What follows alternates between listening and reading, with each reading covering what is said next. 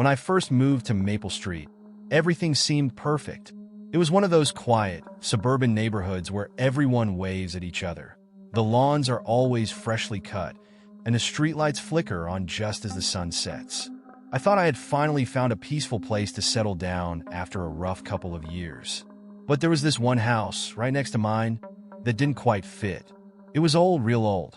The paint was peeling off in chunks, the shutters looked like they hadn't been touched in decades, and the front porch sagged under the weight of time. I figured it was abandoned at first, until I saw an old man sitting on the porch one evening. He was just there, smoking a cigarette, staring off into the distance like he'd seen too much. His presence made the house feel even more eerie, but I didn't think much of it at the time. One evening, as I was coming back from work, I saw him again. This time, he waved me over. I hesitated for a second. Something about him gave me the creeps, but I didn't want to be rude. So, I walked up to his porch, forcing a friendly smile. "Hey there," I said, trying to sound casual. "I just moved in next door." The old man looked me up and down, his eyes squinting like he was sizing me up. His voice, when he finally spoke, was rough, like he hadn't used it in a while. "You new around here?" "Yeah, just moved in a couple of months ago," I replied, still trying to keep things light. He didn't say anything for a long moment, just sat there, taking another drag of his cigarette, exhaling the smoke slowly. Then, without warning, he leaned forward, locking his eyes on mine. "You be careful around here at night," he said, his voice low. "Shadows play tricks." I couldn't help but chuckle nervously. "Shadows, huh? You mean the streetlights?" I glanced around. Maple Street was well lit at night, nothing too unusual. But the old man shook his head, his expression deadly serious. "It's not the lights you need to worry about. It's what comes out when the lights go down." I laughed again, but this time it felt forced. "Well, thanks for the tip. I'll keep that in mind." He didn't laugh, didn't smile, just stared at me with those cold, tired eyes. "You'll see," he muttered under his breath before turning his gaze back to the street. I walked away feeling unsettled, but I told myself it was just old man talk. You know, the kind of cryptic warnings older folks give because they've seen too many spooky movies, or maybe they've had a hard life. Either way, I wasn't going to let it bother me. But that night, as I lay in bed, I couldn't shake his words. Shadows play tricks. I turned over, trying to push the thought out of my head, but it lingered. What the hell did he mean by that? Just as I was drifting off to sleep, I heard something. A faint scratching noise. It sounded like it was coming from outside, near my window. I sat up, heart pounding in my chest, and listened closely. The sound came again, soft at first, then a little louder, like nails dragging along the side of the house. I got up and looked out the window, but everything was still. The street was empty, the old man's porch dark. There wasn't a single movement outside. Maybe it was a tree branch scraping the house, I thought, or an animal. I convinced myself it was nothing and went back to bed, but sleep didn't come easy that night. As I lay there in the dark, I couldn't help but feel like something was watching me. The days after my encounter with the old man were mostly uneventful, but that scratching noise from the first night didn't go away. In fact, it got worse. It started happening every night, around the same time, just after midnight. The noise would start off soft, like fingernails barely grazing the wall, and then grow louder, like something or someone was trying to get in. At first, I told myself it was nothing, probably an animal, maybe a raccoon or some bird, brushing against the house. I'd hear the scratching, jump out of bed, rush to the window, but every time I looked, there was nothing there. Just the empty yard, the streetlights flickering in the distance, and the looming shadow of the old man's house next door. One night, the sound became so persistent that I decided to check outside. I grabbed a flashlight, threw on my jacket, and headed out to inspect the side of the house where I kept hearing the noise. The air was cold, unusually cold for that time of year, and as I walked around the corner, I half expected to see some animal scurrying away. But there was nothing. No tracks, no marks on the wall, just the same eerie quiet. I looked up at the old man's house. It was dark, and his porch was empty. I hadn't seen him since that day he warned me about the shadows, but I figured he was probably just inside, keeping to himself. The next morning, after another night of interrupted sleep, I decided to bring it up to a neighbor. I caught Mr. Hawkins, the guy who lived across the street, as he was watering his lawn. He was one of those guys who always had a smile on his face, the kind of guy you can count on to know everything that happens on the block. "Hey, Mr. Hawkins," I called out, walking over. "You ever hear weird noises at night? Like scratching?" He looked up from his garden hose and scratched his head. "Nope, can't say I have. Everything's usually pretty quiet around here, especially at night." "Why? You hearing something strange?" I nodded, feeling a little embarrassed for even asking. "Yeah, I keep hearing this scratching sound outside my window. Happens every night, same time. I checked it out a few times, but there's nothing there." Mr. Hawkins frowned slightly, like he was trying to piece something together. "You sure it's not an animal? We get raccoons sometimes, and possums too. They can be sneaky." "Yeah, that's what I thought at first, but I've never actually seen anything. It's starting to freak me out a little."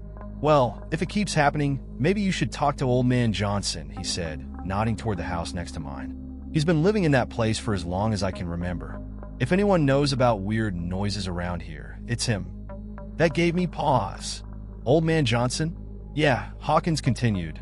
"Lives right next to you. Doesn't talk much to folks these days, but he knows this neighborhood better than anyone. Used to tell all kinds of stories about this place being haunted when we were kids. Probably just trying to scare us, though." Haunted?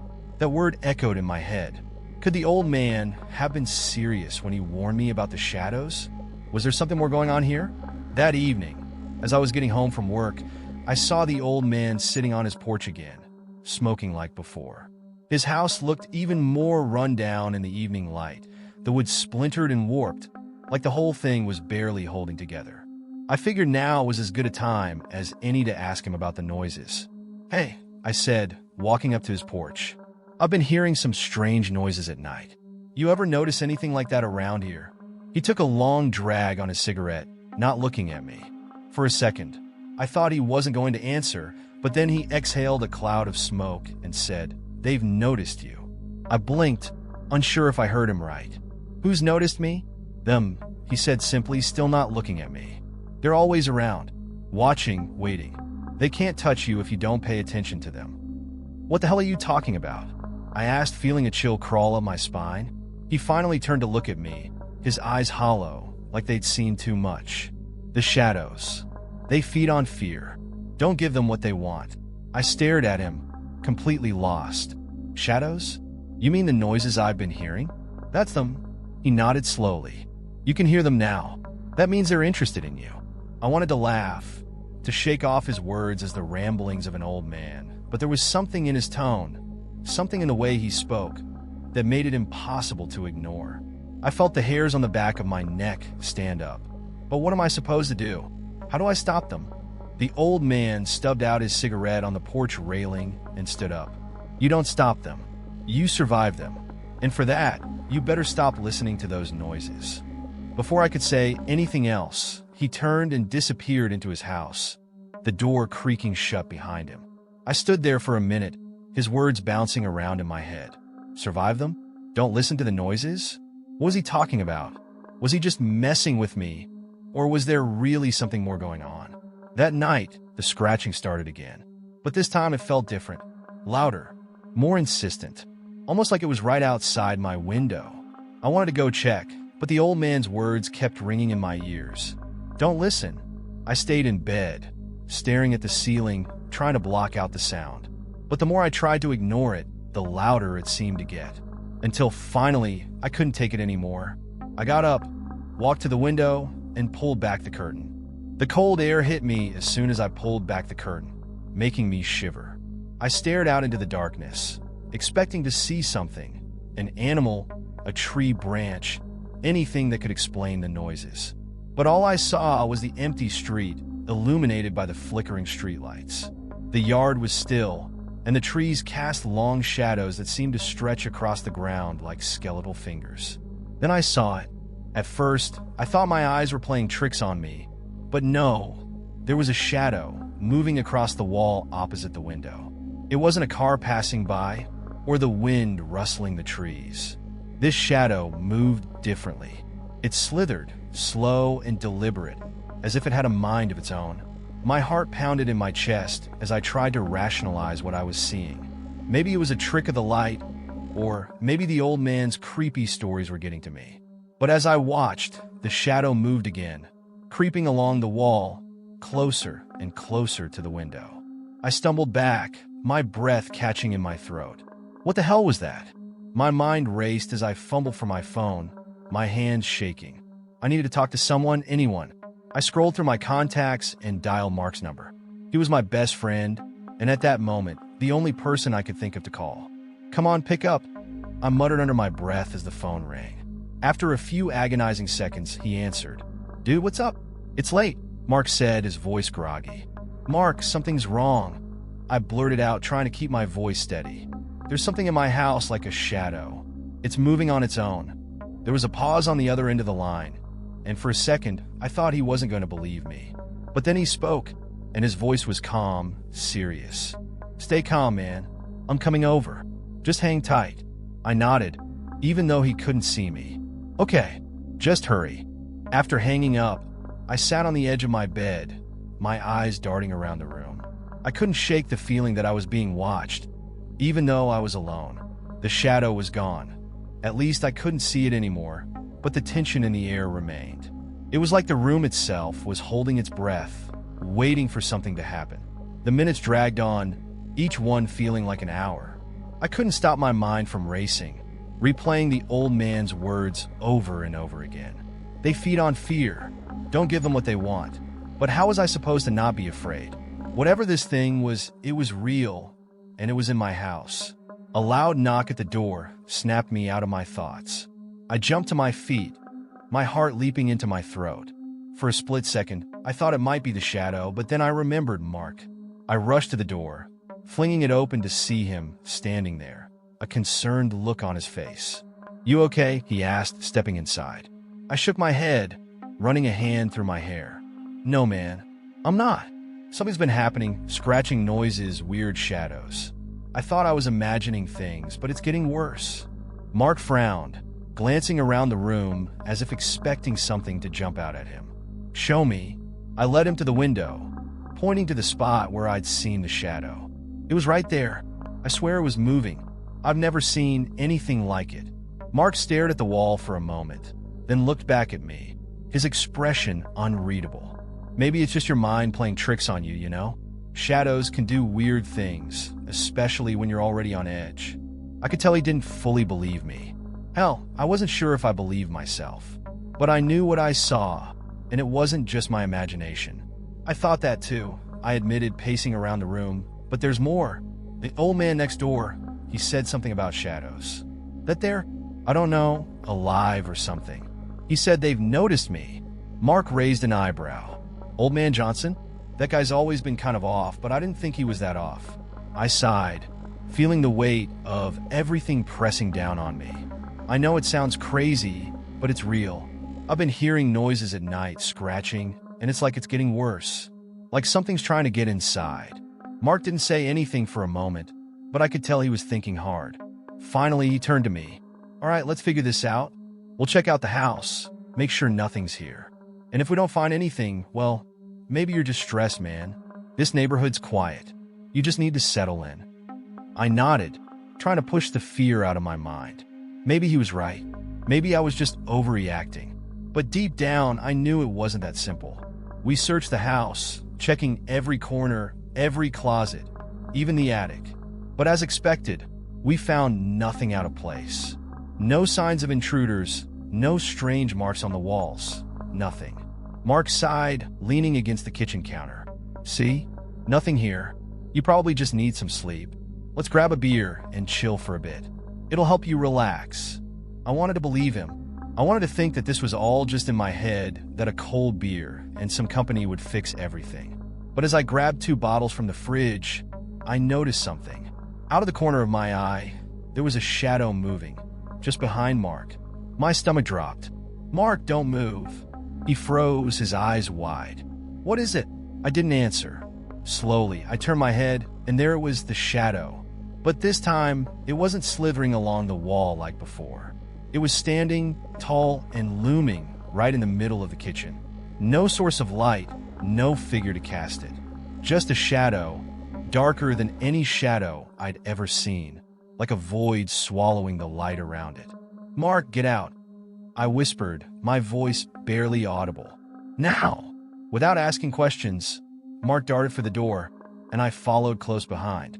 We slammed the front door shut and stood on the porch, gasping for breath. "What the hell was that?" Mark finally asked, his face pale. I didn't have an answer. All I knew was that whatever it wasn't done with me yet. After the shadow appeared in the kitchen, both Mark and I stood frozen on the porch, staring at the closed door as if expecting it to burst open any second. My heart pounded so hard in my chest that it felt like it would break through my ribs. Mark, usually the calm and collected one, was breathing heavily, eyes wide with shock. "What the hell was that, man?" Mark finally asked, his voice shaking. That thing, there's no way that was just a shadow." I nodded, still trying to catch my breath. "I know. I told you something was wrong. I'm not imagining this." Mark ran his hands through his hair, pacing back and forth on the porch. He kept glancing back at the door like he expected the shadow to come after us. "This is messed up. This is seriously messed up." I leaned against the railing, trying to process what had just happened. My mind was racing with a million thoughts, but none of them made any sense. A shadow, moving on its own, looming over us like it had a presence, a life of its own. It wasn't just a figment of my imagination. It was real, and it had to be something more than just a trick of the light. "I don't know what to do," I admitted, my voice barely above a whisper. "The old man said they've noticed me, whatever that means. He warned me, but I thought it was just some crazy talk." Mark stopped pacing and looked at me, his face pale. "Wait, what do you mean they've noticed you? Who are they?" I took a deep breath, trying to explain. "The old man, Johnson next door. He told me these things, these shadows, they feed on fear. He said they watch, and once they notice you, it gets worse. The more afraid you are, the more power they have." Mark stared at me for a long moment, processing what I was saying. He wasn't the type to believe in ghosts or paranormal stuff, but after what we'd just seen, it was clear even he didn't have a rational explanation. "So, what? There's some kind of supernatural thing? Ghosts? Demons?" "I don't know," I admitted, shaking my head. "I don't know what they are, but they're real. And if we don't do something, I'm afraid it's going to get worse." Mark took a deep breath and straightened up, trying to regain some composure. "All right, let's think this through. If these things feed on fear, maybe that's the key. Maybe we need to stop being afraid of them." I scoffed, not because the idea was ridiculous, but because I couldn't imagine how to not be afraid of whatever that thing was. "Easier said than done, man. Did you see it? That wasn't just some weird shadow. It felt like it was alive, like it was hunting us." "Yeah, I saw it," Mark said, glancing nervously at the door again. "But if we freak out, it's only going to get worse. We need to keep our heads." I nodded, knowing he was right, but feeling completely overwhelmed. It was one thing to talk about staying calm, but when you've got something like that in your house, something that shouldn't exist, fear is hard to avoid. We stood there in silence for a few moments, neither of us knowing what to do next.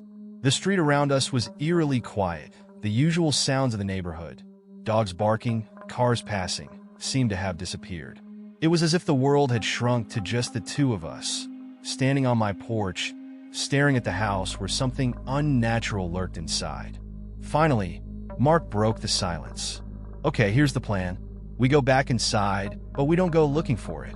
We just stay calm, ignore it, and act like nothing's wrong. If the old man is right, maybe that'll take its power away." I looked at him, skeptical. "And what if that doesn't work? What if it gets worse?" Mark swallowed hard, clearly unsure himself. "Then we'll figure it out. But we can't just stand out here all night." I took a deep breath and nodded, though every instinct in my body screamed at me to run. Mark was right, this was my house. I couldn't just abandon it because of a shadow, no matter how terrifying it was. We slowly made our way back inside. The air in the house felt heavier than before, like the walls themselves were pressing in on us. Every shadow seemed darker, every corner seemed deeper. I tried to focus on Mark's plan, stay calm, ignore it, but my nerves were frayed. The quiet was suffocating. We sat down in the living room, trying to act normal.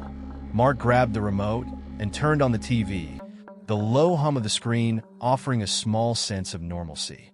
I sat next to him, staring blankly at the screen, but my mind was elsewhere. I kept glancing at the edges of the room, expecting to see the shadow again. After what felt like hours but was probably only minutes, Mark broke the silence. "You said Johnson warned you about this?" "Yeah," I replied, my voice low. "He said they've been here a long time, that they're part of the house." I didn't believe him, but now, I don't know. I think he might be right. Mark frowned. "Have you tried talking to him again?" "I went over there yesterday, but his house was empty. I haven't seen him since that first conversation." Mark looked puzzled. "Empty? But he's always there, isn't he?" "That's what I thought," I said, a knot forming in my stomach. But the house was completely dark, like no one had been there in a while. I knocked on the door, but no one answered. Mark leaned back, thinking, maybe we should go over there, see if he knows what to do. I wasn't so sure. The idea of going back to Johnson's house, especially after everything that had happened, didn't sit right with me. But I didn't have any better ideas. As we sat there, discussing our options, the room seemed to grow colder. I could feel a presence, something watching us. I didn't dare look, but I knew it was there, lurking just out of sight. Mark must have felt it too, because he suddenly stood up, his eyes wide. "Do you feel that?" I nodded, my throat tight with fear. "It's here." We both turned slowly, our eyes scanning the room. The shadows seemed to stretch, darker and deeper than before. And then, out of the corner of my eye, I saw it, the same shadow from before, creeping along the far wall. It moved silently, like smoke, curling around the furniture, growing larger and darker as it approached us. "Don't react," Mark whispered, his voice barely audible. "Don't give it what it wants." But it was impossible not to react. The shadow was everywhere, filling the room, surrounding us. It wasn't just a shadow anymore. It was something else, something alive. I gripped the edge of the couch, trying to steady my breathing, trying not to let the fear overwhelm me. But deep down, I knew we were running out of time. The shadow wasn't going to stop. The moment that shadow began to move, time felt like it slowed down. Mark and I stayed frozen on the couch, our eyes locked on the creeping darkness that slithered across the walls, growing thicker, darker. It didn't feel like just a trick of the light anymore. It felt like the room itself was suffocating, like the air was heavy with something that shouldn't be there. I could hear Mark breathing next to me, shallow and quick. "Stay calm," he whispered, more to himself than to me. "Just stay calm." But calm was impossible. Every nerve in my body screamed at me to run, but I knew if I gave in to that fear, whatever this thing was would get stronger. I could feel it feeding on the tension, on the panic that was bubbling up inside me. It was like the air was vibrating, humming with an invisible energy, and the more afraid I became, the more powerful it seemed to get. The shadow didn't stay in one place. It moved with purpose, slowly circling the room, twisting and bending unnaturally, defying logic. It wasn't just sticking to the walls anymore. It slithered onto the floor, stretching out long tendrils toward us. I couldn't take my eyes off it. "Mark," I whispered, barely able to keep my voice steady. "I see it," he replied, his voice tense but calm. "Don't move." But as the shadow crept closer, I couldn't help myself. My instinct took over, and I leapt to my feet, backing away from the couch. Mark stood up too, keeping his eyes fixed on the darkness that was now spreading across the floor, crawling toward us like it was alive. "We can't stay here," I said, my voice shaking. Mark nodded, backing toward the hallway that led to the front door. "We need to get out. Now." I didn't need to be told twice. My heart was pounding in my chest, my pulse racing as we made a run for the door. But the shadow, whatever it was, seemed to sense our movement. It shot forward faster than it had moved before, like it was trying to block our path. The dark tendrils spread across the room, filling every corner, every space. It wasn't just following us anymore. It was trying to trap us. "Move!" Mark shouted, shoving me toward the door as the shadow surged forward. We bolted down the hallway, my legs feeling like they could give out at any moment. The shadow was right behind us, stretching out long, inky fingers that seemed to brush against my ankles. I could feel the coldness of it, like it was draining the heat from the air, pulling the warmth out of the room. I reached the door first, fumbling with the lock, my hands shaking so badly I could barely grip the handle. "Come on," Mark urged, pushing me aside as he grabbed the door, yanking it open. We burst outside into the cool night air, slamming the door behind us. For a moment, everything was still. The street was quiet, the wind rustling the leaves in the trees, the houses all dark and silent. It was like nothing had happened, but I knew better. I knew that thing was still in there. We stood on the porch, gasping for breath, looking back at the house. The windows were dark, and from where we stood, nothing seemed out of place. But we could feel it, both of us. The weight of something unnatural still lingered in the air, like the world had shifted, and we were no longer just dealing with a haunted house. This was something much worse. Mark was the first to speak. "We need to get help," he said, his voice steady but strained. "This isn't something we can handle on our own." I nodded, my mind racing. But who do we even call? We can't exactly tell the cops that a shadow is trying to kill us. "I'm not talking about the cops," Mark said, turning to look at me. "I'm talking about Johnson, the old man. He knew about this. He warned you, didn't he?" I swallowed hard, realizing he was right. Johnson had been the only one who knew what was going on, the only one who'd warned me about the shadows. But there was one problem. "I told you, Mark, his house is empty." I went over there, and no one answered. "I don't think he's been around for days." Mark shook his head, determination in his eyes. "We don't have a choice. We have to try. He's the only one who can help us right now." Reluctantly, I agreed. There was something off about the old man, but if he knew more about what we were dealing with, then maybe he had answers. Answers that could save us. We crossed the yard, heading toward Johnson's house, our footsteps loud in the eerie silence of the night. As we approached his front door, I felt a chill run down my spine. The house looked even more dilapidated up close, like it hadn't been touched in years. The windows were dark, the porch sagging under the weight of neglect. It was hard to believe anyone lived there at all. I hesitated for a moment, but Mark knocked on the door, the sound echoing through the stillness. Nothing. He knocked again, harder this time. "Mr. Johnson, are you home?" Still nothing. I glanced at Mark, my heart sinking. What if he's not here? What if he's gone? Mark didn't answer right away, but then he tried the doorknob. To our surprise, it wasn't locked. The door creaked open slowly, revealing the dark, musty interior of the house. "Are you sure about this?" I asked, my voice trembling. Mark looked at me, his face set with grim determination. "We don't have a choice. We need answers." Reluctantly, I followed him inside. The air was thick and stale, like no one had set foot in the place for years. Dust covered the furniture, and the walls were lined with faded pictures and peeling wallpaper. It felt like stepping into another world, a place trapped in time. "Mr. Johnson?" Mark called out again, but there was no answer. We moved deeper into the house, each step heavier than the last. The deeper we went, the colder it became. It was a kind of cold that seeped into your bones, making it hard to breathe, like the very air was being sucked out of the room. Then we heard it, a soft, shuffling sound coming from the back of the house. We exchanged a look, both of us tense.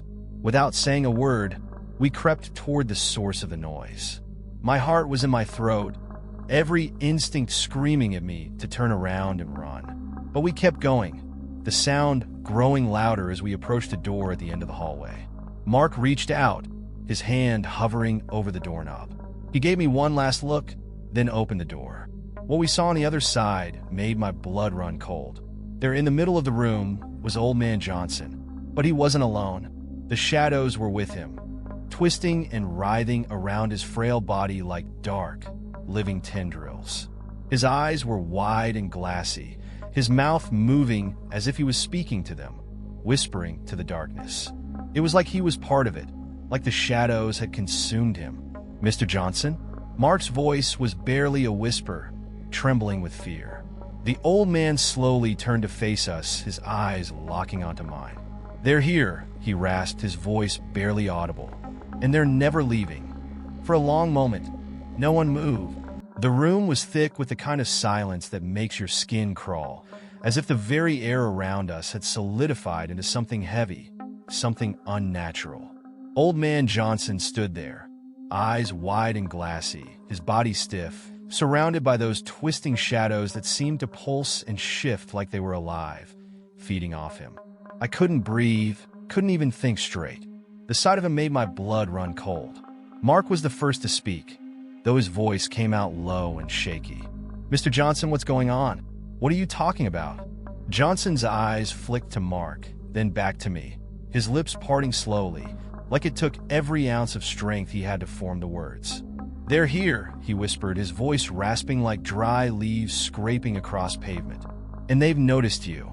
The shadows swirled around him, moving in ways that made no sense, bending the light, stretching across the walls and floor, creeping closer to us with every second. My heart pounded in my chest, each beat louder than the last as panic rose inside me. But I forced myself to stay still, my body locked in place by sheer terror. "They feed." Johnson's voice was barely audible now, like a faint breeze struggling to make its way through the room. On fear, Mark took a cautious step forward, holding his hands out like he was trying to reason with a wild animal. "Mr. Johnson, we need your help. We don't understand what's happening. What are these things? How do we stop them?"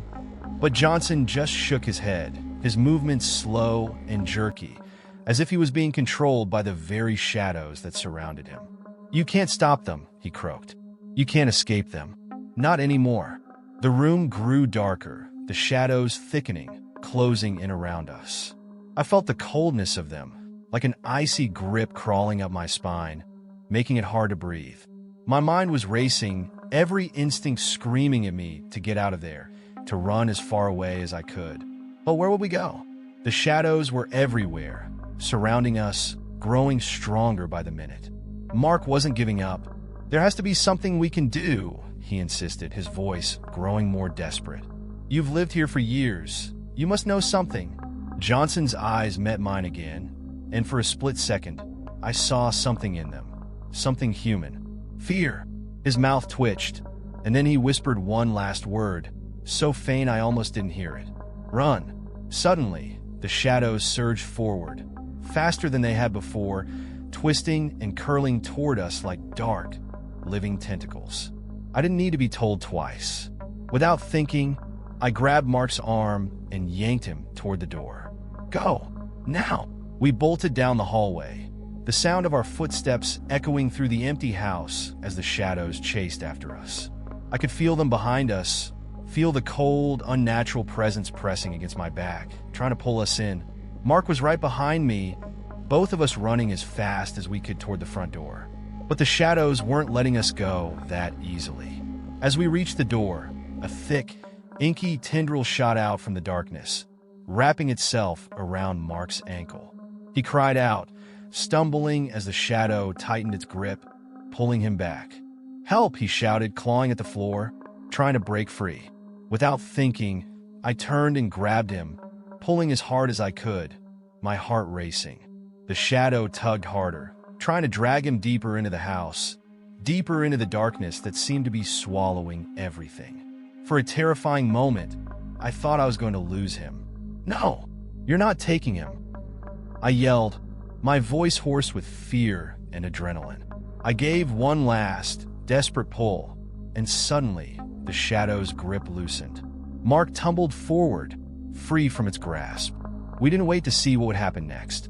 We scrambled out the door, slamming it behind us, and ran as fast as we could down the front steps, away from the house, away from the nightmare. We didn't stop running until we were halfway down the block, gasping for breath, our lungs burning from the cold night air. My hands were shaking so badly I could barely stand, and I could see the same fear in Mark's eyes. Neither of us spoke for a moment, both of us too stunned, too shaken to say anything. Finally, Mark broke the silence. "What the hell was that?" His voice was shaky, breathless, like he was struggling to wrap his mind around what had just happened. I didn't have an answer. My mind was still racing, trying to process everything. The shadows, Johnson's warning, the way they'd almost dragged Mark into the darkness. It was too much, too fast. But one thing was clear. We were in way over our heads. Johnson's gone, I said quietly, more to myself than to Mark. He's not coming back. Mark nodded, his expression grim. Those things, they've got him. And now they're coming for us. I didn't want to believe it, but I knew he was right. The shadows were growing stronger, more aggressive. Whatever they weren't going to stop. They'd noticed us, and now they wouldn't rest until they had us too. What do we do? I asked, my voice trembling. How do we stop them? Mark was silent for a moment, staring at the ground. Then he looked up at me, his face pale but determined. We have to leave. We can't stay here. If Johnson was right, if they feed on fear, then staying here is only going to make them stronger. I nodded, my stomach twisting with dread. But where do we go? How do we escape them? Mark didn't answer right away. He looked back at the house, the windows dark and lifeless, the shadows lurking just inside, waiting. Finally, he spoke, his voice barely above a whisper. We leave Maple Street. Tonight. It sounded crazy, but deep down I knew it was our only option. The shadows had already consumed Johnson, and if we stayed, we'd be next. There was no fighting them, no reasoning with them. The only thing we could do was run and hope that somehow, someway, we could outrun the darkness. But as we stood there, preparing to make our escape, something strange happened. A soft, whispering voice drifted through the air, so faint I almost thought I was imagining it. It was coming from the direction of the house, from the shadows. Come back, it whispered, the words barely audible, like a distant echo. You can't escape us. Mark and I exchanged a look, both of us frozen in place. The whisper came again, louder this time, more insistent. Come back. I felt a chill run down my spine, my heart racing with fear. They knew we were trying to leave. They could feel it, and they weren't going to let us go without a fight. We have to go, I said, my voice shaking. Mark nodded, his face pale. Now!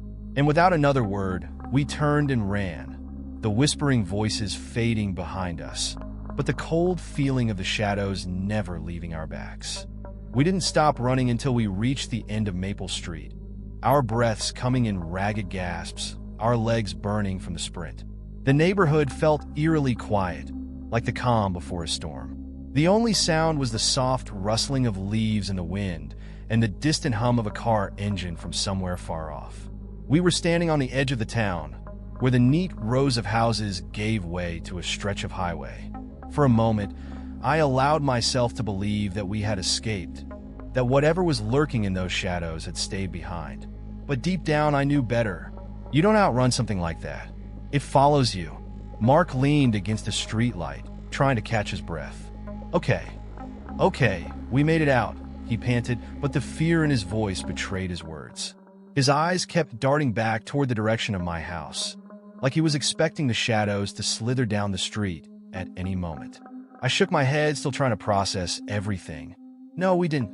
This isn't over. Those things, whatever they are, they're not going to stop just because we ran. Mark didn't argue. He knew it too. The look on his face said it all. He was just as terrified as I was, and for good reason. For a long moment, we stood there in silence, the reality of our situation sinking in. We couldn't go back to my house. We couldn't stay here. The shadows had already claimed Old Man Johnson, and now they were after us. But what were they? What did they want? And why had they targeted me in the first place? Finally, Mark spoke. We need answers. If we don't know what we're dealing with, we can't figure out how to stop it. I nodded. But who's going to tell us? Johnson was the only one who knew anything, and he's gone.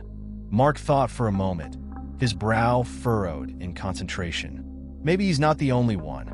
Maybe someone else knows what's going on. He glanced at me, his eyes narrowing. What about your neighbors? Mr. Hawkins, the guy across the street. He's lived here for a long time, right? Maybe he's heard stories. I hadn't thought about that, but Mark had a point. Mr. Hawkins was always the one who knew everything that happened in the neighborhood. If there was anyone else who might have some idea of what was going on, it was him. We can try, I said, my voice shaky. But what if he doesn't know anything? Then we keep moving. But it's worth a shot. Mark stood up straighter, determination flickering in his eyes. We need to know what we're dealing with. Otherwise, we're just sitting ducks. I didn't have a better plan, so I agreed. Together, we made our way back toward Mr. Hawkins' house. Every step felt heavy, like we were walking through quicksand. The shadows in the distance seemed to loom larger, even though I knew they couldn't physically be moving toward us. Still, that feeling of being watched, of being hunted, wouldn't go away. When we reached Mr. Hawkins' house, the lights were still on. That was a good sign. At least he was home. I hesitated for a moment, wondering how we were going to explain all of this without sounding completely insane. But there was no time to worry about that now. Mark knocked on the door, hard and fast.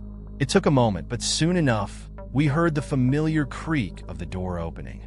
Mr. Hawkins stood there, wearing a confused look on his face. He was holding a mug of coffee, dressed in a bathrobe and slippers. "What are you boys doing out here this late?" he asked, his tone more curious than concerned. "Mr. Hawkins, we need to talk to you," I said, trying to keep the panic out of my voice. Something's happening. There's something wrong with the house next door, with the shadows." At first, he looked at us like we were crazy, his eyebrows raised, and he took a sip from his mug, clearly not understanding the gravity of the situation. "Shadows? What are you talking about?" Mark stepped forward, his voice more urgent. "Listen, we don't have much time. There's something in the shadows. It's alive. It's not just us. It got Old Man Johnson. He warned us about it, but now he's gone. We need to know if you've heard anything about this. Have you seen anything strange? Anything at all?" Mr. Hawkins' expression changed. At first, I thought he was going to laugh or brush us off, but then his face darkened. His grip tightened on the coffee mug, and for a second, I thought he was going to drop it. He stepped back, motioning for us to come inside. "Get in here," he muttered, his voice low and serious. Mark and I exchanged a look, but didn't hesitate. We followed him into the house, and he quickly shut the door behind us, locking it. The air inside was warm, but there was an unease that hung between us. Mr. Hawkins walked over to the kitchen table and set his mug down, his face grim. "You're not the first," he said quietly, almost as if he didn't want to say it. "And you won't be the last." I felt a chill run down my spine. "What do you mean?" Mr. Hawkins sighed, rubbing his hands over his face like he was trying to wake himself up from a bad dream. "I've lived on Maple Street for almost 30 years. That house next to yours? It's been trouble for as long as I can remember. People move in, and then strange things start happening. Noises, shadows, things disappearing. And then they either leave or they disappear." Mark's eyes widened. "Disappear? What are you talking about?" Hawkins looked at us, his face pale. "The last family that lived there, before Old Man Johnson, they were a young couple, just moved in. They had a little girl about 5 years old. One night, the parents went to check on her, and she was gone. Vanished from her bed. The police searched everywhere, but they never found her." My stomach dropped. "What happened to them?" Hawkins' voice dropped to a whisper. "They left. In the middle of the night. Didn't tell anyone, just packed up and vanished. They couldn't take it anymore. They didn't say what happened, but you could see it in their eyes. They were terrified. I felt like I was going to be sick. Everything Johnson had said was starting to make sense, but at the same time, it only raised more questions. What were these shadows? Why were they taking people? And why me? Why haven't you told anyone about this?" Mark asked, his voice shaking with anger. "Why didn't you warn us?" Hawkins shook his head, looking ashamed. "Because no one believes it until it happens to them. And by then, it's too late." I couldn't believe what I was hearing. The entire neighborhood knew something was wrong with that house, but no one had done anything to stop it. They just let people move in, knowing what would happen. "So what do we do?" I asked, my voice barely above a whisper. "How do we stop this?" Hawkins looked at me, and for the first time, I saw real fear in his eyes. "You can't stop it. The shadows have always been there. They're not ghosts, not demons. There's something older, something darker. And once they've noticed you, once they've marked you," his voice trailed off, leaving the unspoken truth hanging in the air. "You have to leave," he said finally, his voice trembling. "You have to get out, and you have to stay away. Because if you don't, they'll come for you. And they won't stop until they have you." For a moment, I was frozen, paralyzed by the weight of his words. There was no fighting back, no solution. just running, hoping we could escape something that we couldn't even fully understand. But as I stood there, I felt a cold breeze sweep through the room, and I knew the shadows were already here. The cold breeze that swept through the room felt like an icy hand gripping the back of my neck. Mark and I turned toward the windows, and what I saw made my heart stop. The shadows, thick, inky, and unnatural, had gathered outside, twisting and swirling like a dark storm, creeping closer to the house. It was as if they had been waiting for this moment, knowing exactly where we were. "They're here," I whispered, my voice barely audible. Mr. Hawkins paled, his hands trembling as he backed away from the window. "It's too late," he muttered, his voice shaking. "They've found you. They always find you." Mark's eyes darted around the room, desperate. "We need to get out of here. We can't just stay and let them get us." But Hawkins shook his head, his face grim. "There's nowhere to run. Once they've noticed you, they don't stop. They never stop." The fear in his eyes was contagious. I could feel the same terror rising in my chest, like I was being suffocated by the weight of what was happening. The shadows were alive. They were hunting us, and no matter where we went, they would follow. "What do they want?" I asked, my voice breaking. "Why us?" Hawkins' eyes met mine, filled with a sadness that made my stomach turn. "They don't want anything specific," he said. "They just want fear. That's how they survive. And once they've chosen you, once you've given them enough of your fear, they take you." Mark grabbed my arm, pulling me toward the back door. "We're not sticking around to find out. Let's go." But as we turned toward the exit, the lights in the room flickered once, twice, and then went out completely. The house plunged into darkness, and that's when I felt it. The shadows were inside. I couldn't see them, but I could feel them, crawling through the air, suffocating the space around us. The temperature dropped sharply, and my breath came out in shaky clouds of mist. "They're in here," I whispered, feeling the terror tighten in my chest. "They've surrounded us." Mark reached into his pocket and pulled out his phone, turning on the flashlight, but the beam seemed weak, barely cutting through the dense darkness that now filled the house. The shadows were pressing in on us, twisting, moving.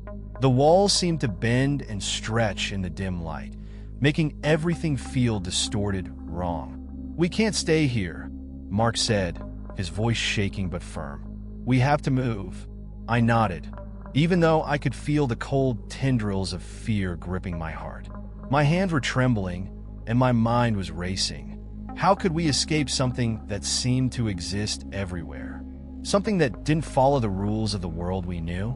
We slowly made our way toward the back door, but the closer we got, the more the shadows seemed to close in. It was like they were toying with us, waiting for us to make a move. I could feel the pressure in the air, the unnatural weight of something watching us, something that didn't belong. As we reached the door, I felt the coldness of the shadows brush against my arm, and I flinched, pulling away instinctively. The darkness seemed to pulse around us, like it was alive, feeding off our fear. Hawkins had said it himself. The more afraid we were, the stronger they became. "Don't let them scare you," I said, my voice trembling but determined. "We have to stay calm. That's the only way." Mark nodded, but I could see the fear in his eyes. He was barely holding it together, and I wasn't doing much better. I could feel the panic bubbling just below the surface, threatening to take over. But I forced myself to stay focused. If we lost it now, it was over. We made it to the back door, but just as Mark reached for the handle, the shadows surged forward, slamming the door shut with a force that rattled the walls. The entire house seemed to shake as the darkness closed in, growing thicker, darker. The temperature dropped even further, and the whispers started, soft, sinister voices that seemed to come from every direction. "Come back! Stay with us! You can't leave!" The voices were in my head, crawling through my thoughts like parasites, filling me with dread. My hands were shaking so badly that I could barely keep hold of my phone. I wanted to run, to scream, but I knew that was exactly what they wanted. Mark yanked on the door, but it wouldn't budge. The shadows were holding it shut, keeping us trapped. He slammed his fist against the wood, frustration and fear etched on his face. "Damn it, What do we do now? Before I could answer, a new sound cut through the darkness, a low, creaking noise coming from the direction of the hallway. I turned, and my blood ran cold. Old Man Johnson was standing there, at the far end of the hall, his body barely visible in the dim light of Mark's phone. But something was wrong. His body was twisted, hunched over, like the shadows had twisted him into something unnatural. His eyes glowed faintly, and his mouth was moving, whispering something I couldn't hear. "They've taken him," I whispered, my voice barely audible. He's not himself anymore." Mark's flashlight flickered again, casting long, distorted shadows across the walls. Johnson took a step forward, his movements jerky and unnatural, like a puppet on strings. The shadows around him twisted and writhed, feeding off him, using him. "They'll take us next," I whispered, my voice trembling. "Unless we get out of here." Mark nodded, his jaw clenched. "There has to be another way out." We turned back toward the kitchen, but the shadows were everywhere now, moving faster, more aggressive. They surged across the floor, crawling up the walls, twisting around us like they were closing in for the kill. The whispers grew louder, more insistent. "Don't leave. Stay. You're ours now." And then I felt it, a hand, cold, lifeless, but unmistakably human. It grabbed my wrist, pulling me back. I turned, and there he was, Old Man Johnson, his hollow eyes staring straight into mine. "They'll never let you go," he whispered, his voice so low it barely registered. "They won't stop until they have you." My heart raced as I yanked my arm free, stumbling back. "We have to go," I shouted, adrenaline surging through me. Mark grabbed my arm, and we ran, the shadows swarming behind us. We didn't have a plan, didn't know where we were going. All we knew was that we had to get away from that house, away from those shadows. We burst through the front door, and for a moment, I thought we were free. The cool night air hit my face, and the sounds of the world came rushing back. Cars in the distance, the rustling of trees, the distant hum of life beyond the darkness. But as we reached the street, something strange happened. The shadows stopped. They didn't follow us. They lingered at the edge of the yard, twisting and writhing, but they didn't cross the threshold. It was like they were trapped there, bound to the house. I stared at them, my chest heaving, my mind racing. "They can't leave," I whispered, realization dawning on me. "They're tied to the house." Mark nodded, his face pale but relieved. "Then we just need to stay away." But as we stood there, catching our breath, the whispers returned, softer now, almost like an echo. "You can't escape." And in that moment, I knew the truth. We had left the house, but the shadows had marked us. No matter where we went, no matter how far we ran, they would always be there, lurking in the corners of our minds, waiting for the moment we let our guard down. Because once they notice you, they never truly let you go. And that's when I realized the real horror wasn't that we had escaped. It was that the shadows would always be with us, hiding in the darkness, waiting to strike again,